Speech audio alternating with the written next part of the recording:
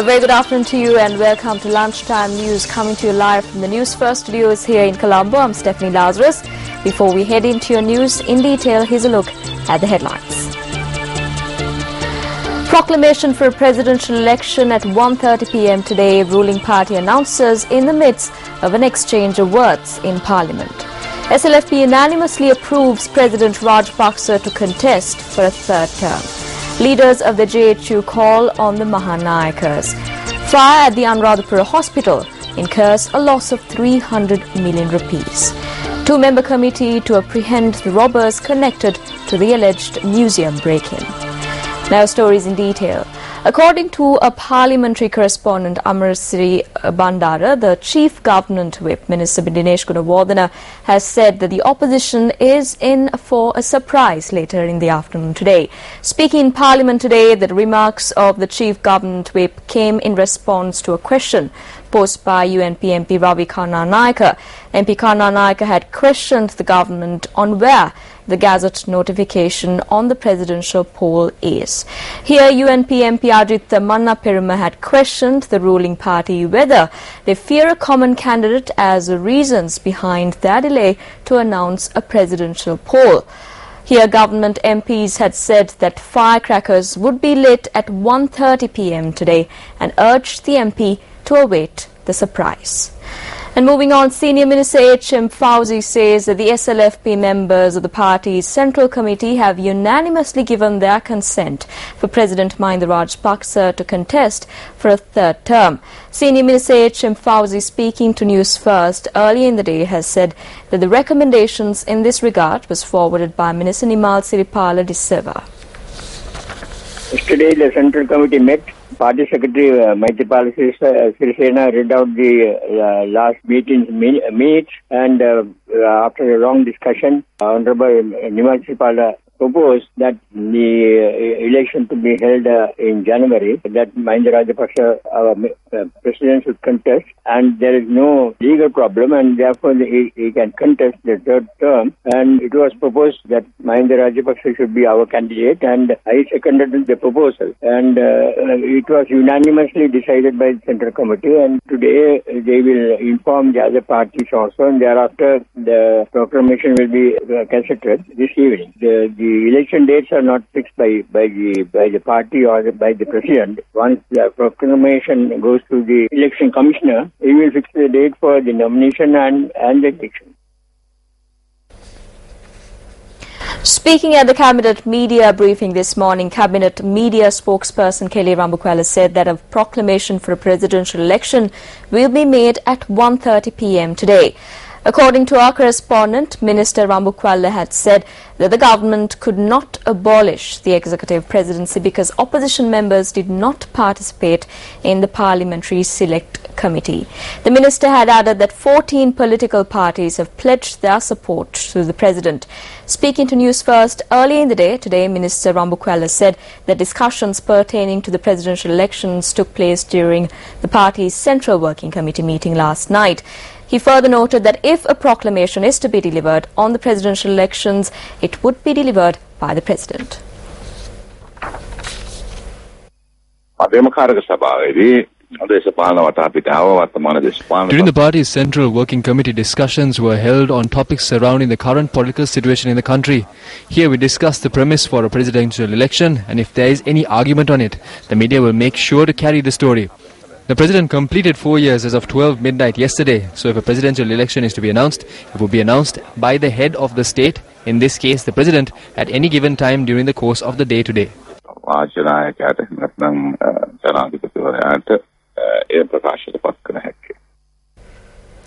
Leader of the Janasetta Peramana Venerable Battaramulle Seelaratna Thera stated that if he comes into power, he will abolish the executive presidency within 72 hours. He made this statement when he arrived back to the island from overseas trip.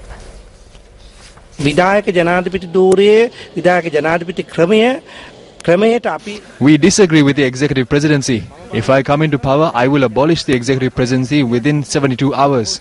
This country is good as destroyed. If it is for the sake of protecting this country, I will come forward as a presidential candidate. I visited Geneva and have carried out many discussions with various individuals. Several political parties questioned me as to what decision we have taken to safeguard the unity of this country, just like we defeated terrorism in the country. If it means to protect this country, I am ready to come forward as a common candidate for any party. If not, I will contest independently.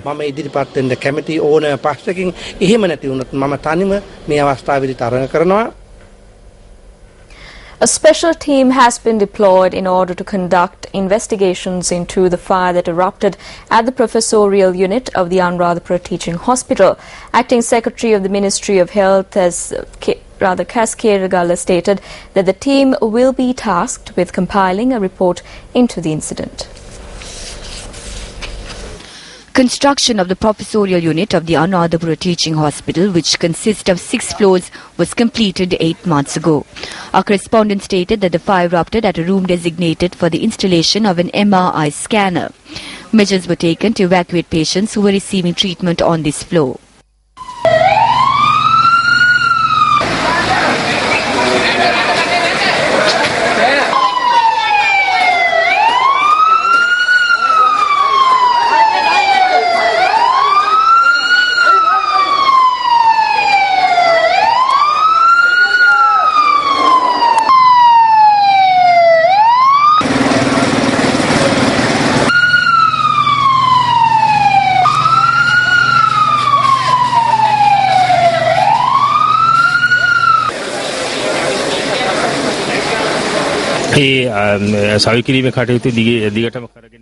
Installation work on this floor was carried out for a period of 1 month.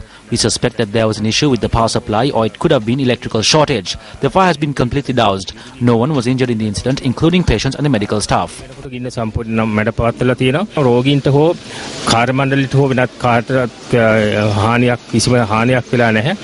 The hospital director added that the MIR scanner, which was destroyed by the fire, was valued at 300 million rupees. Investigations will be carried out at the hospital. Investigations will be carried out at hospital level. The fire unit of the Anuradhapura Municipal Council, Air Force, Army, Police and the hospital staff were able to douse the fire.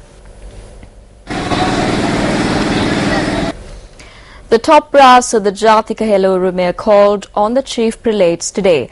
According to our correspondent Herath Ekanayaka, the JHU delegation comprising of General Secretary of the Jatika Rumia, Patli Champika Ranaka, visited the temple of the sacred tooth relic before calling on the chief prelate of the Malbatu chapter at the Malbatu Viharaya.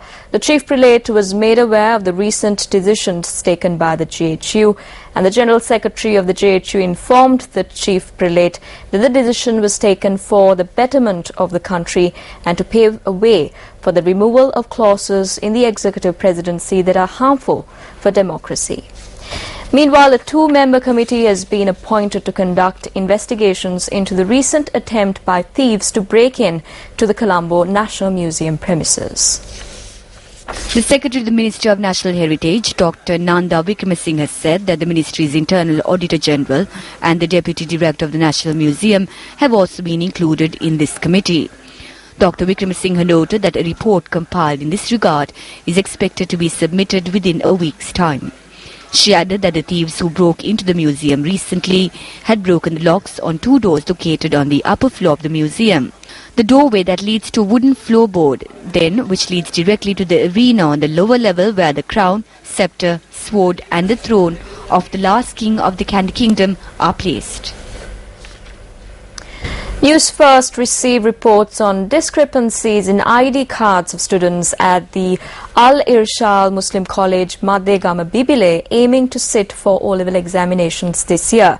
Students point out that the discrepancy had come to light when mentioning the job title on ID cards that were issued by the Department for Registrations of Persons. Vice Principal of the Al-Irshad Muslim College in Madegama Bibile says that a solution is yet to be provided.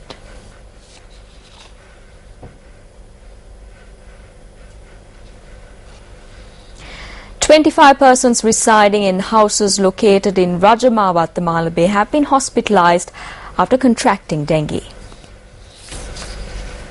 Area residents say that a number of residents had taken ill as equipment necessary to construct the expressway were placed in the area. The area residents charged that even though the public health inspectors attached to the Kaduwala Municipal Council were notified on this, they are yet to take action.